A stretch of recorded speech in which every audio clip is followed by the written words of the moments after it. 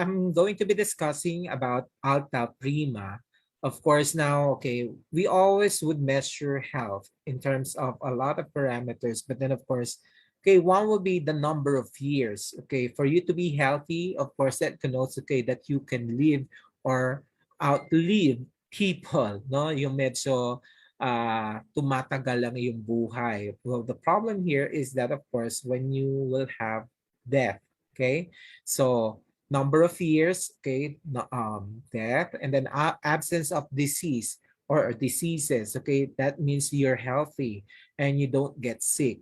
But the problem is when you have acquired the disease, and that means, okay, uncertainty to your health. And then the ability to do activities, meaning if you can do physical activities for work, relaxation, fun, and emergencies, okay. But of course, when you will be debilitated due to some disabilities, okay, then that is a problem for you. And then, of course, you measure health by actually having a sense of well-being. There are causes of illness and death. Okay, so we have three ways that we can actually categorize them. One is natural. The second one is unnatural, or sometimes we call it force majeure. And then we also have the last one, which is the acts of God. So sometimes they're interrelated. Okay, so natural, okay, this is actually the degeneration or the deterioration, or when you have a wear and tear of a certain thing. Let's go in the causes of illness and death. Okay, as I have mentioned, in the degeneration aspect, okay, usually there is a deficiency or a wear and tear of that. Okay, so when you have nutritional deficiency, meaning you're not eating the right or proper diet that is intended for us to be able to sustain our lives, and you don't have a nutritional balance, and then you still have a bad lifestyle, vices, okay, you're into smoking, you have also alcohol drinking, and then several other vices, okay, this can actually cause you to degenerate, okay. So what are the things that we should be doing is to actually eat nutrient dense food, okay. In terms of infection, okay, this is brought about by a certain causative agent or etiologic agent, or what we call as pathogens, the one that causes the disease. This could be microbes, the virus, bacteria, and then protozoa and all that, fungi, no, yun. And then of course, and coupled with a poor immune system, so that could cause you inability to control the progression of the infection. So for microbes, okay, we can go for antimicrobials. Okay, so antiviral drug, antibacterial drug, antihelminthics or parasitic, depending on the causative or the etiologic agent. And then for the immune system, that we have a decrease in the immune system or a poor immune system, definitely we need to have immune boosters. So apart from our Alta immune, then we have this next thing that we're going to introduce for you to be able to combat and to actually boost your immune system. Okay, we have the big C, no, that actually is brought about by several other factors. There's not just degeneration, it's not just an infection, there's also an environmental contributing factor apart from the genetics and the epigenetics of it. So there's multifactorial thing when we talk about cancer. So of course, food is something that we consume, and we have to be nourished by this, okay, for us to survive and to thrive. Okay, these are the specific substances that comes in this food that our body needs, but apparently the nutrients in our food is diminished significantly in the 5 decades due to several factors. One is the reduction of the minerals in the soil, as well as the heavy use of the inorganic pesticides and then also the fertilizers. Of course, nutrient is also diminished by having some mix of chemicals directly or indirectly to both the plants and animals. Okay, here, notice that there is an injection of some of the antibiotics that makes this chicken grow bigger. And, well, of course, it's laden with a lot of chemicals. So that actually is very dangerous and deleterious to our body. And some of the cloning and some of these, pruning and also genetically modified thing for both the animals and the plants. And then, of course, the unabated production of junk food and the establishments of commercial food chains that promotes the a deficient and toxic nutrients in our instant food or ready-to-eat products. So, more and more people are becoming overweight and obese and failing to meet the dietary nutrient requirements. Now, nutritional deficiency is the root cause or the root problems of all these problems branching out from these trees. The only solution to this would be nutrition, the right nutrition. So, what are the stored nutrients in the body? These are actually those that you can find in your liver, that they are actually the fat soluble vitamins, such as vitamins A, D, E, K, no? And then, of course, some are actually in the blood, okay? Some are actually in the bones, and some are in tissues. Okay, so you may have ADEK already in the body because they have a storage there of these particular vitamins. But some have to be imported, or because you don't actually store them in the body. Like your vitamin C, vitamin B, and then of course some other enzymes, okay, and many minerals which have to be sourced from the food daily. Meaning if you don't eat that particular food that does contain all these vitamins, then you don't have the vitamins for that day. Okay, so when you have to eat, and then of course to have your supplementation, then you have to eat.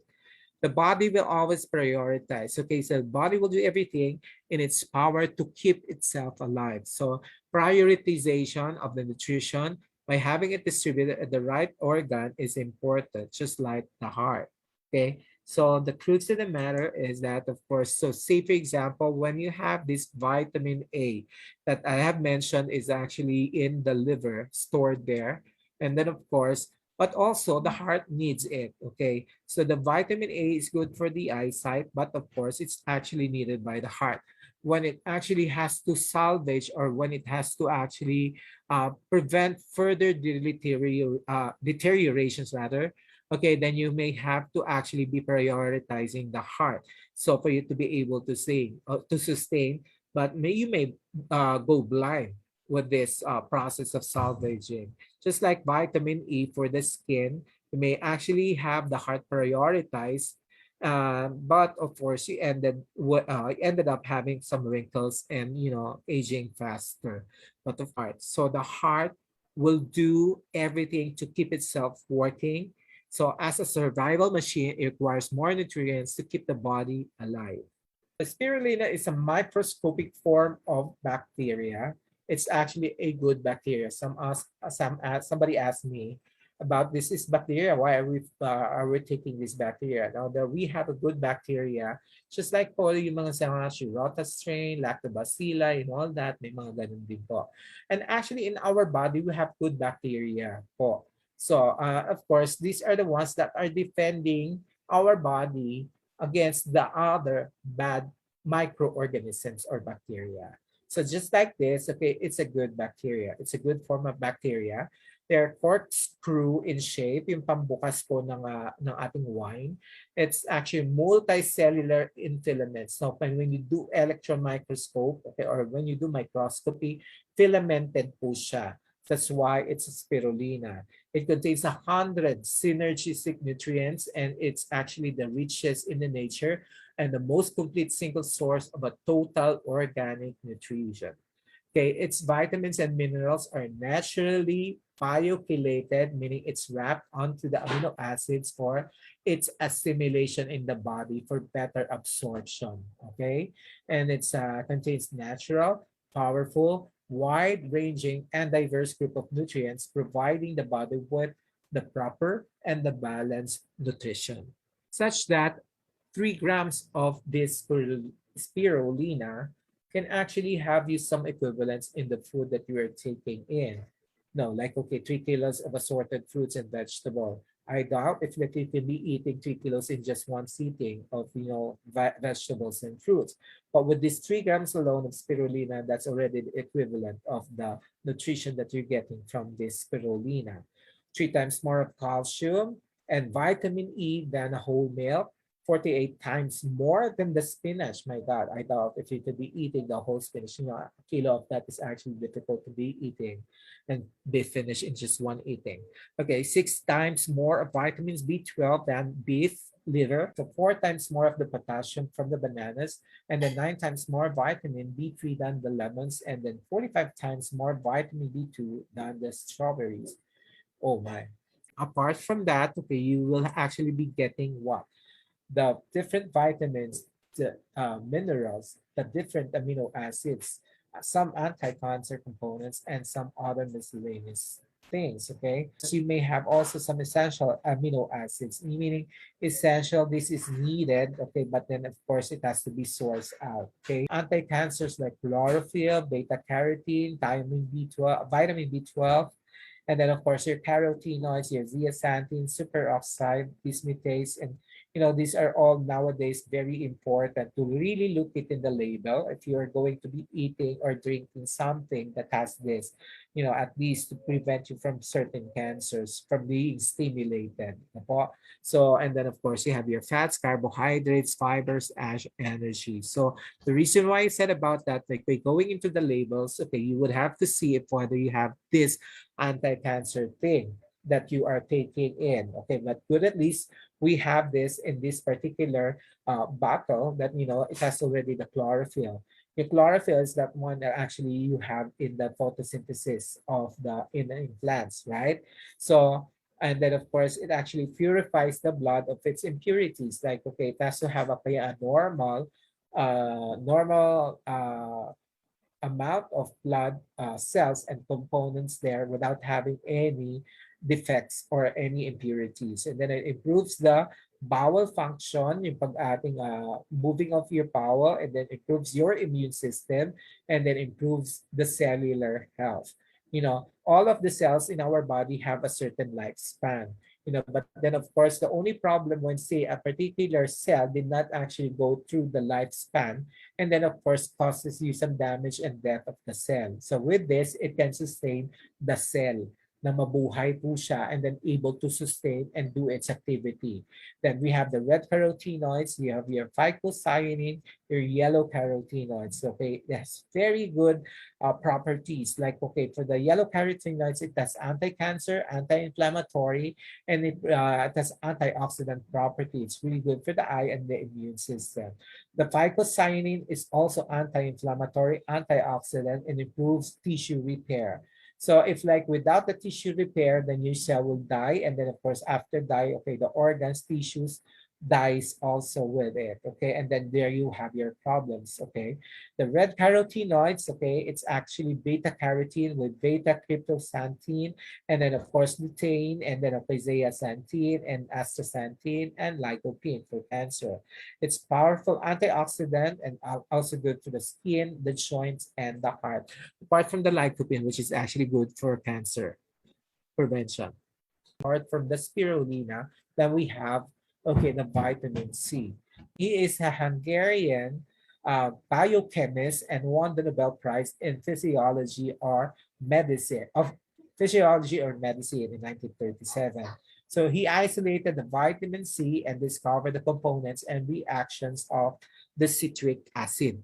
Okay. We know that the vitamin C is very important in binding all our collagen, which is a protein in nature. So without the vitamin C, we won't have a very good collagen, okay?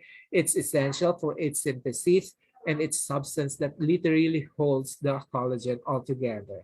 Now, also vitamin C prevents or helps in the transport of the fatty acids into the cells for its use as an energy. Apart from the ATP, yes, okay, the fat cells are actually needing, okay, vitamin C. Then, of course, it actually inhibits the bacterial invasion and growth. and it strengthens the immune cells to fight the pathogens. Notice at this point in the pandemic that we need, okay, vitamin C supplementations also that would actually prevent the viruses and the bacteria from proliferating and progressing. Apart from that, okay, the vitamin C can help in its antioxidant property against the free radicals from going into oxidative stress and then apoptosis of cell death. Okay, this is how a vitamin C would look like. And then, of course, okay, in another analogy, the structure of the vitamin C is this, as compared to just the ascorbic acid with all its components. And then, of course, when you have fruits and vegetables that are natural sources of the vitamin C, it comes in a whole gamut of vegetables and fruits. But how much of this would you be able uh, to eat or ingest to have a good source of vitamin C? Vitamin C, as I have said, it's not really stored completely in the body, so it has to be replenished daily. Now, one that is needed is the camu camu berries. It's actually a low-growing tree found in Amazon's rainforest of the Peru and Brazil. It is actually high in vitamin C. It is a needed cofactor by some of the body. It's actually powerful phytochemicals and amino acids that have surprising range of therapeutic effects. So what are the therapeutic effects of camu camu? Okay, it boosts the immune system. So it's a good immune booster. Okay, it protects against the chronic diseases. Okay, we have a lot of chronic diseases that we are experiencing. And then, of course, reduce inflammation. So a lot of our infection, there is a concomitant inflammation. Anything that ends in itis is an inflammation, and that will cause the wear and tear of our system. And then later on, that would cause you a programmed cell death, no, apoptosis.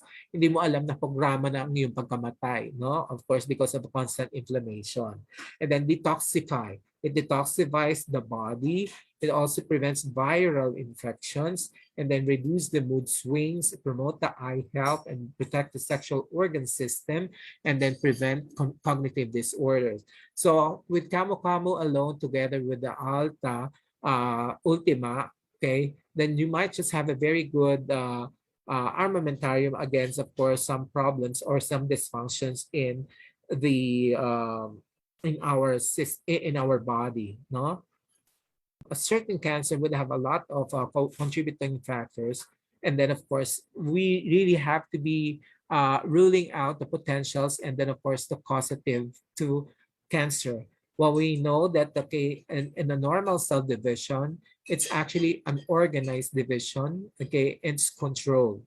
But once you have a certain cancer, like having an oxidative stress as the cause for certain cancer, okay? So this is actually a normal cell that has been attacked with free radicals and later on having a programmed cell death due to the oxidative stress. And then we actually have this in an analogy with the tomato that once you cut it, it becomes darkened until later on you will see it's totally oxidized already. So, and then it's actually a process known as oxidative stress. So free radicals, okay, are actually the ones causing that, okay, and you need some antioxidants that to pull it out, okay, to prevent the free radicals from creating havoc and then causing death into major organs or systems, okay? And then, of course, just to show you that once normally a certain mother cell will have to be dividing in haploids. And then later on, when one actually has divided and the other one has been injured, it will progressively producing a damaged cell. And then, of course, until it will have its apoptosis or yung tinatawag nating programmed cell death. So when do we have cancers? This is a certain cell with the DNA inside the nucleus, okay? And then once this UV light, one of the free radical source, okay, could actually be causing some oxidative stress into our cell, the air pollution, the ionizing radiations through the X-rays, okay, and the smoke from, okay, the cigarette, and some metabolic problems and inflammation. These can all be bombarding the cell, and that could stimulate the occurrence or the progression into cancer. No, it could progress into cancer. And then now, once the cell division is unregulated and becomes disorganized, and proliferates, this could actually be transformed into a cancer cell. Okay. As I've said, it has to be paired, from the antioxidants. If it's an actually unstable molecule, it has to have the antioxidant distributing or um, supporting that free radical so as not to actually make it actually die. Okay, so when we have to be sourcing it from where, they're abundantly found in fruits and vegetables, these antioxidants. One good source of a very good antioxidant and one of the highest is the ammonia or the Aronia melanocarpa, which is actually an ammonia berry. It actually has a very good ORAC value. It's around 16,000 at that. Okay, one of the highest actually. And then it's effective against the 6 major free radicals. Okay, one is the free radicals that I mentioned a while ago may have also some others free radicals that are actually very, very bad to our body. It includes your superoxide, your hydroxy radicals, peroxyls, your hydrogen peroxide, singlet oxygen, and peroxynitrite. Okay, this sounds too, submolecular and subcellular in that sense. But then, of course, these are all very deleterious to our body.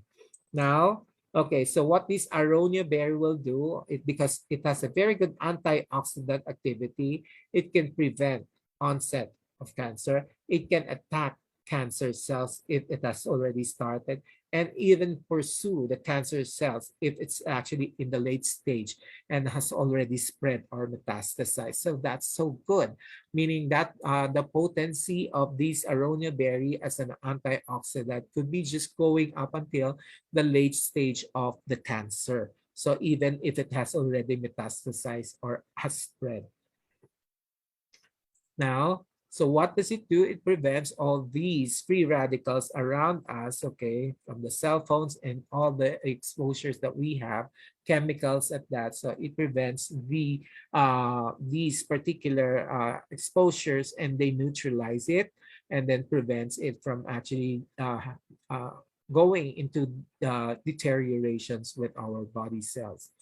Now, so basically just the same. It stimulates apoptosis or cell suicide of cancer cell, inhibits the progression of the cell cycle so that proliferation stop or at least reduce yung pag-progress ng cancer. It suppresses the inflammatory genes, and then of course activates, when you have a lot of inflammatory genes, definitely you have a lot of you can go into some kind of a storm, or yung parang kagaya sa COVID-19, there is a cytokine storm. So those are the cytokines that are actually inflammatory cells. So but of course, aronia could stop that. So and then activates and enhances tumor suppressing genes. It blocks cancer's ability to deactivate tumor suppressors or the tumor suppressor genes. It penetrates the cancer cells, causes cellular stress, and eventually exhausts the cancer cells and depletes their energy. So pwede rin napapagod ang cancer cells that, because of aronia can actually do and exhaust the cancer cells. It weakens the cancer's defense and suppresses their repair machinery. So just like normal cell, it has a reparative reparative state. But then of course, yung cancer can also repair itself. But then of course, it's actually prevented by having these aronia berries. Okay, I guess we're just down to some of the, So here is the Alta Prima that houses the spirulina, the camu-camu, and the aronia that is actually lumped together to have its ability to control a lot of our problems, cancers, and all that. And the progressions and deteriorations of the cells, especially those that are actually laden with a lot of free radicals and of course needed to actually be oxidized. So how do we take it? 1 capsule daily or as recommended by your physician. So this has no, okay, on and off days. So this is sustained. So every day, Alta Prima. Okay, not like the Ultima that you have on the fourth day. Okay, so this is also not a medicine, but it's a supplement, and you have to take it daily. Okay, so in the morning, even before you could actually be uh, eating, so that it would not actually denature the proteins and the enzymes of this particular supplement. All Thank right, you. questions na tayo. Okay.